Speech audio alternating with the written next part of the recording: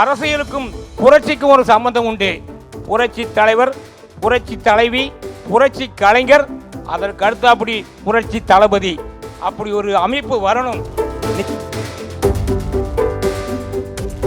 சீரோடும் சிறப்போடும் நடைபெற்றுக் கொண்டிருக்கின்ற இந்த கல்வி சேவை விழாவிற்கு வருகை தந்திருக்கின்ற அத்தனை பேருக்கும் என்னுடைய முதற்கண் வணக்கத்தை தெரிவித்துக் கொண்டு,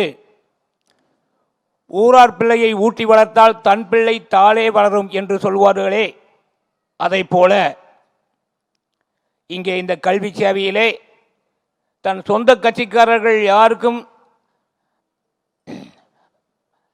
ஒரு உதவி, கல்வி சேவை உதவி என்று இல்லாமல் அனைவருக்கும் சமமாக கட்சி பேதமின்றி இந்த நிகழ்ச்சியை சிறப்பாக நடத்தி கொண்டிருக்கின்றார்கள். இதை ஏன் இந்த இடத்துல சொல்கிறேன்னா, நான் ஒரு வேறொரு கட்சியை சார்ந்தவன், தேசிய முற்போக்கு திராவிட கழகத்தினுடைய கோவை தெற்கு மாவட்ட துணை செயலாளர். ஆனால் மாற்று கட்சியாக இருந்தாலும் கூட என்னுடைய பெண்ணுக்கு மதிப்பெண்ணை நல்ல கல்வியை பாராட்டி ஊக்குவிக்கும் விதமாக இந்த விருதை வழங்க இசைந்துள்ளார்கள் என்று நினைக்கும் போது மகிழ்ச்சி அடைகிறேன்.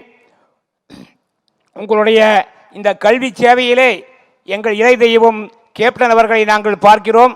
எங்கள் கேப்டனின் இந்த செந்தூரப்பாண்டி என்றைக்குமே இதுபோல பல சேவைகளை செய்து மக்கள் மனதிலே நீங்க இடம் பெற வேண்டும் என்ற ஆசையை சொல்லிக்கொண்டு ஒரே ஒரு கருத்தை மட்டும் முன்வைக்கிறேன்.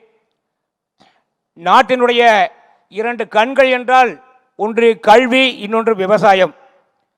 கல்வி நாட்டுக்கு நல்ல பெயரை கொடுக்கும், விவசாயம் நாட்டில் உள்ளவர்களுக்கெல்லாம் சோறை கொடுக்கும். ஆகவே கல்வி சேவையை இந்த மாணவர்கள்லாம் ஊக்குவித்து எப்படி நீங்கள் ஒரு உதவி செய்கிறீங்களோ, அதுபோல் நாட்டில் நிறைந்த நலிவடைந்த விவசாயிகள் ஏராளமான பேர் இருக்கிறாங்க. ரொம்ப வாழ்க்கையில் முன்னுக்கு வர முடியாமல் விவசாய நிலத்தை வச்சு டெய்லியும் அந்த நிலத்தை பார்த்து ஏக்கப்படுறாங்க, வானத்தை பார்த்து ஆதங்கப்படுறாங்க. நலிந்த விவசாயிகளுக்கு இது போன்றது ஒரு உதவியையும் தாங்கள் செய்து அந்த விவசாயத்தையும் விவசாய குடும்பங்களையும் தூக்கி நிறுத்தி அவருடைய வாழ்வாதாரத்தை நிலைநிறுத்தி தருமாறு இந்த இடத்திலே என்னுடைய வேண்டுகோளை சொல்லிக்கொண்டு, தாவேகா நிர்வாகிகளுக்கு என்னுடைய அன்பான ஒரு சின்ன கருத்து. நான் போஸ்ட்டு, பேனரு, ஃப்ளக்ஸு இதெல்லாம் பார்ப்பேன். எல்லா பக்கமும் தளபதி விஜய்னு போட்டிருக்காங்க. நான் படிக்கும்போது என் மனசில் ஒன்று தோன்றதை சொல்லிடுறேன். தளபதி ஏற்கனவே தமிழ்நாட்டில் ஒரு தளபதி இருக்கிறாரு. ஆனால் இவர் அந்த மாதிரியான தளபதி அல்ல. திரையிலே ஒரு விரல் புரட்சி செய்த தளபதி இப்போது நிஜத்திலே அந்த ஒரு விரல் புரட்சியை செய்ய வந்திருக்கின்ற புரட்சி தளபதி. தாவேக நிர்வாகிகள் எல்லோருமே இனி அந்த புரட்சி தளபதி என்ற அடைமொழியோடு போட்டால் அதை படிக்கிறதுக்கு, கேட்கறதுக்கு, பார்க்கறதுக்கு சந்தோஷமாக இருக்கும். அது மட்டும் அல்லாமல் அரசியலுக்கும் புரட்சிக்கும் ஒரு சம்பந்தம் உண்டு.